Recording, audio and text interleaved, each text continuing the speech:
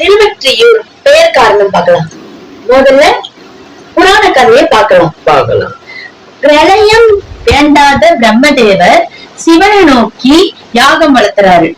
அந்த யாகத்துல மகிழ்ச்சி அடைந்த சிவபெருமான் பிரம்மதேவருக்கு காட்சி அளித்து அவர் வேண்டிய வரத்தை அருள்றாரு, கொடுக்கிறாரு.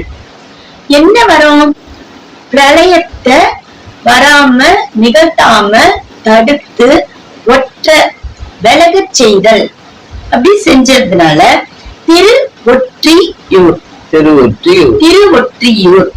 பெயர் வந்தது. இது புராண கதை. வரலாறு கதை பார்க்கலாமா? பல்லவ காலத்துல இந்த இடம் அடமான இடமா இருந்துச்சு. அடமான இடத்த ஒற்றி ஊர்னு சொல்லுவாங்க. அதனால திருவொற்றியூர் சொன்னாங்க. இருந்திருக்கு. அது காலப்போக்குல மாறி திருவொற்றியூர் தான் திருவற்றியூரா மாறிடுச்சு. திருவொற்றியூர் திருவற்றியூரா மாறிடுச்சு காலப்போக்குல. இந்த ஊருக்கு ஆமா, இந்த ஊருக்கும் நமக்கும் சம்பந்தம் இருக்கு.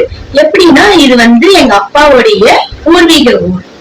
எங்க அப்பாவுடைய அப்பா குப்புசாமி கிராமணி, எங்க தாத்தா திருவெற்றியூர்ல மாடவீதி தெருவுல இருக்கிற வீட்டுல பிறந்தாரு. அதனால திருவெற்றியூர் எங்களுக்கு பூர்வீக ஊர் சொல்லிக்கிறதுல நான் மகிழ்ச்சி அடைகிறேன்.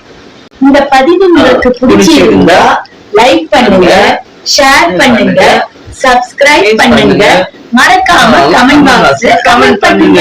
நன்றி.